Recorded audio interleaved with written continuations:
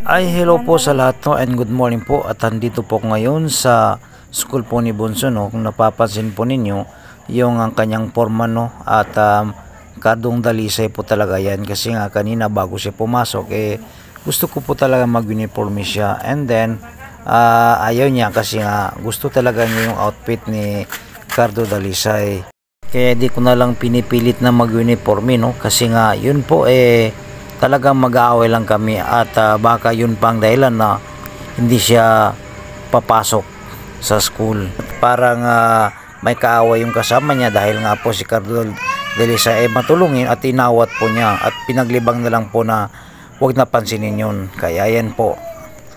Right now kami po ay papauwi na no, and shoutout po pala kay Coco Martino o ang Batang Quiapo no. Yan po ang bunso ko, ang talagang iniidolo po talaga niya si Cardo no.